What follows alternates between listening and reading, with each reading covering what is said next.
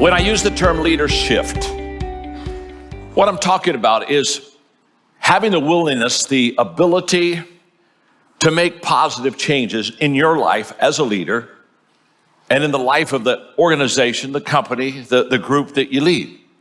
That's what a Leadershift is. If you make the right kind of a change, a right kind of a shift, you're going to become better because of, as a leader, and the people around you are going to become better because of that. I was asked recently in an interview, they said, John, how do you stay on top of your game? It's a great question. I mean, how do I, at 71, still love leadership, still run the companies that I have and do leadership the way that I do it? And I remember when they asked me the question, how do you stay at the top of the game? I remember my answer, and that is, I realize that the game doesn't stay the same. It's like a baseball game. Okay, it's called baseball, but every game is different. It's no such thing as a baseball game and the next game is going to be identical of the last one. You know, Babe Ruth even said, yesterday's home run won't win today's game. And so when we think of shifting, when we think of making leaderships in our life, what we need to understand is we have to continually be in the process of change. One of my earlier mentors when I was in my late 20s, Olin Hendricks, was the one who shared with me. He said, John, if you're going to grow, you're going to continually change. It's just a fact that if you grow, that means that your life will be full of leaderships, that you will constantly be changing. On our John Maxwell team, one of the things I do is I have what we call Minute with Maxwell, which is just kind of a thing where I online do a minute with a word. They'll give me a word. I don't even know what the word's going to be. And then I teach off of it for a minute. In fact, I had a guy come up to me the other day and said, I watch Minute with Maxwell every morning. I said, well, good. Thank you very much. He said, I know how you could improve it. I said, oh, good. Well, how can I improve it? He said, have a half a minute. Just cut that baby in half. You know what I mean? You can get better. Trust me, you can get better. But on one of the Minute with Maxwell, they gave me two words, and they asked me to kind of talk about it for a moment. And the two words were fast forward. Now, they picked that up from a theme of a company that I had spoken for. And when they gave me the two words fast forward, here's what I said. I said, here, let me take fast first. Fast means faster. In other words, it's never going to slow down. I love people who say, you know what, I tell you what, it's just the pace is going crazy. I can hardly wait for things to slow down. Slow down? That means you're going to die. Things aren't going to slow down. Fast is faster, and it keeps going. With technology and social media, fast just gets faster. I mean, fast isn't going to get slower. Fast isn't going to stop. Fast isn't going to call time out. Fast is faster. And let me say something about forward.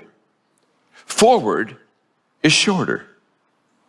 When you think into the future, it's not as long as it used to be. When I started off as a young leader, my goodness, I had a 10-year game plan, which was kind of the long-range plan. You did 10 years, 5 years was mid-range, 2 years was short-range. Remember, I started to ask you if you remember that, and then I look at you, and you're too young to remember that.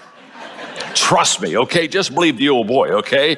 That we used to have these, 5 years, and now 2 years. I mean, that's like a real long-range plan. You see, fast is faster and forward is shorter. And if that's the case, which it is, if that's the case, then we're going to have to be able to leadershift faster in the changes that we want to make. So I just wrote down, and just think about these for a moment. You don't have time to write them down, but just give them some thought. I just wrote down some leadershift questions, such as, how open am I to change? Am I becoming a better listener? When will I begin to ask more questions? Can I become comfortable with ambiguity? And do I rely on my intuition enough? How adaptable am I as I begin to lead? And I want to just say something about being adaptable. There's a difference between adaptability and conformity. You know, conformity is a negative quality of just blending in. It's becoming average. It's usually based out of kind of maybe a weakness of fear of rejection. And that's not what we're talking about today. We're talking about adaptability, which is a positive quality, which is very proactive in adjusting so that you can succeed and do better and grow. And it's a strength that's based on confidence. Confidence in your intuition and confidence in your abilities. So I want to spend the rest of my time, because I'm very excited about this, I want to spend the rest of my time talking to you about how to leadershift successfully. Because that's what we all want to do. We all want to become a better leader. We all want to make these positive changes in our life, which will allow us to develop and grow in a larger portion of our leadership. So how do we do this? So I'm ready. Now, I know you're ready. I mean, you're right there. I mean, you're on the edge of the seat. You're taking notes. I can tell you're ready, but I'm a little concerned about the person on your left.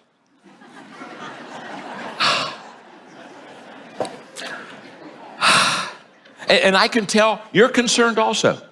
I mean, as soon as I said I'm a little concerned about the person on your left, I noticed you just kind of went and said, yeah.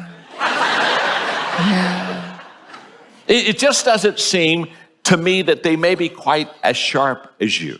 Now that, we're just beginning today, and I'm just kind of just letting you know that the person on your left, first of all, they're a good person. They're a good person, but they may need your help. And what I mean by that is, if you just kind of see them not quite catching, just take your notes and maybe say, I'll send you a copy. You know what I'm saying? In fact, just look at them right now and say, it's okay, I'm going to help you. Go ahead and tell them, it's okay, I'm going to help you.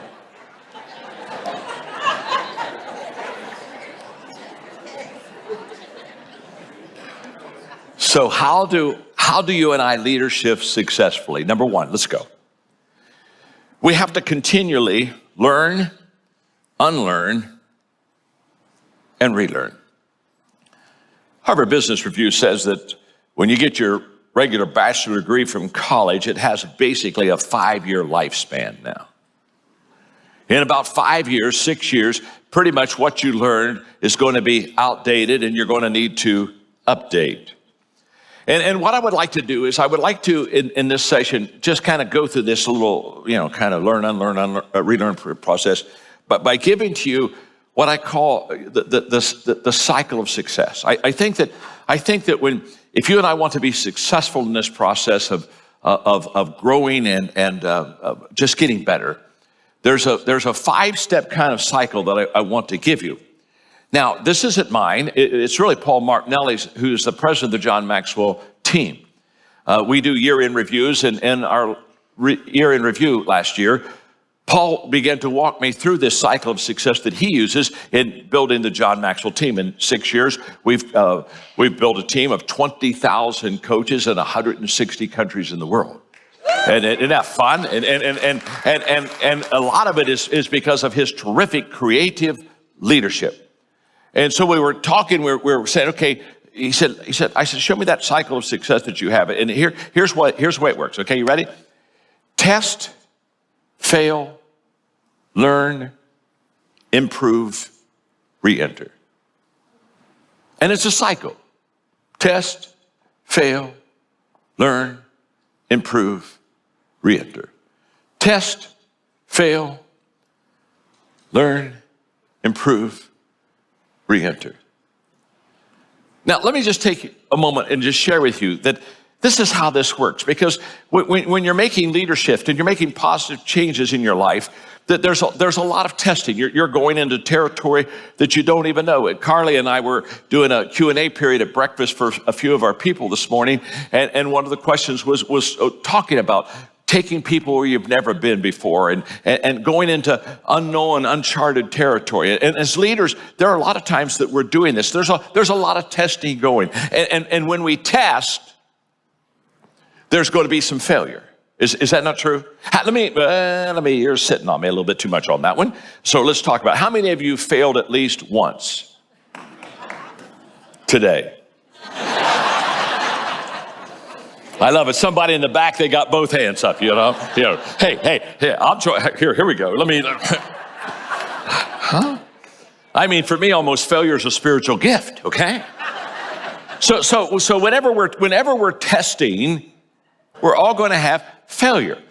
In fact, it's so much part of my life. I've written a book called Failing Forward. Hello. I wrote that book. I look, a lot of you are nodding and say, well, I've read that one. Then I wrote, I wrote the book, Sometimes You Win, Sometimes You Learn. In fact, when I wrote Failing Forward, I wrote it on a cruise. The story is, about a week before Margaret and I went on a cruise, I looked and on the calendar, it was a 2-week cruise. And I thought, oh my gosh, 2 weeks? We were going to see the fjords of Norway. So I sat down with Margaret and I said, 2 weeks to see the fjords of Norway. Doesn't that seem a little long? Now, I'm a person of faith. Relax. I'm a person of faith, and, God created the heavens and earth in 6 days.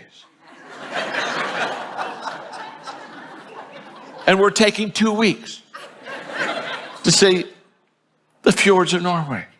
So we made a compromise. We went on that 2-week vacation. Anybody that doesn't believe in compromise doesn't stay married very long. Hello.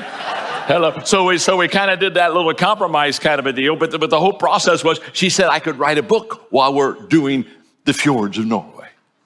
So we got this beautiful suite up front with all glass, and I got my legal pad because I write with a pen and a legal pad, and so we could see the fjords, and we'd go in these inlets, and I'd be writing away, and then there'd be a fjord. And I'd stop and I'd say, Margaret, there's a fjord.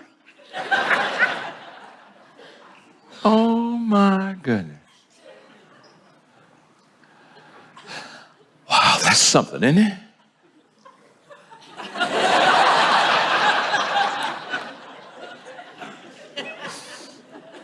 I'd write about it. Oh, there's another fjord. Look at that.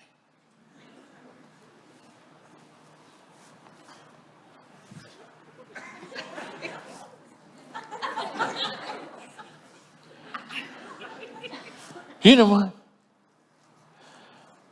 That fjord looks just like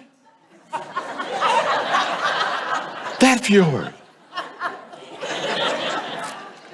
2 weeks done, book written. 240 legal pages full of scribbles and stuff, and there's a rubber band around it, and she's carrying it off the ship, and about halfway down, she stops and says, John, love the book. Thank you. I said, so what did you like about the book so much? Oh, my gosh. She said, you're so open about your failures. I mean, on every page, you talk about something you did that was stupid and another mistake you made. She said, if the readers are going to love this, but they're going to they're going to say, oh my gosh, he did that. Oh, he did that. Oh, he did that. She said, you're going to connect with, she said, there's only one problem. I said, what's the problem? She said, you didn't get all your failures in the book.